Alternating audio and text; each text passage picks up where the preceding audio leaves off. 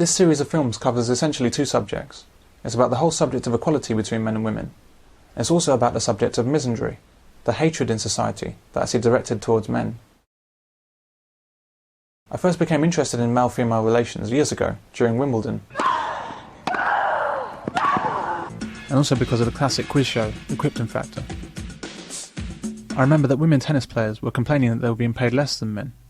I thought that men play 5 sets and women play 3 sets, so surely men should get paid more. But female players argued that they were just as popular as male players, and so should get the same money. So I thought, why not reduce men's tennis to the best of 3 sets, so that it was fair, and then pay both sexes equally? But the women didn't suggest that. They just argued to be paid the same. What this showed me is that women were complaining about a situation, not really to achieve fairness, but instead to achieve a better deal for themselves. Now men and women do get the same prize money at Wimbledon. This was $700,000 in 2007. Equality has finally caught up with the home of British tennis, was the way one news source put it. But if this is equality, why do men have to work harder for the same reward?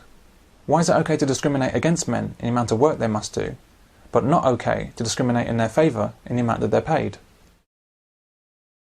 In the Krypton Factor, men and women competed head-to-head in mental and physical challenges. But in the main physical event, the assault course, the women received a 45-second head start over the men, and if they crossed the line first, they were called the winners.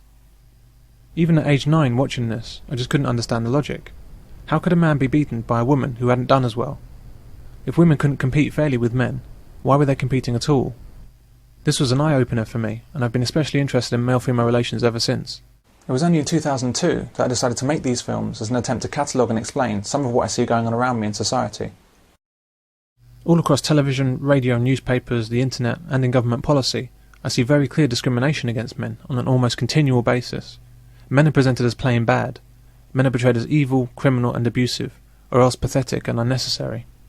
Men seem to be under sustained attack in the media.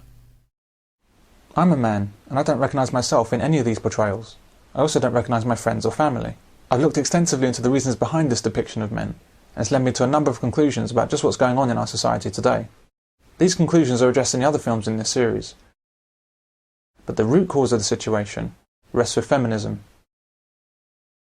Attacking men with feminism has served a purpose for government, business, charities and other agencies. The attack on men has helped these people to make money and gain power in our society.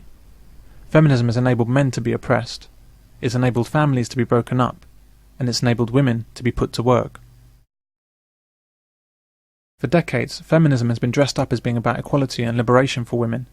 In reality, feminism has nothing to do with women. Its true purpose has always been about enslaving us all. These films will explore some of the issues surrounding feminism. These include domestic violence, child abuse, fatherlessness, equality, health and education.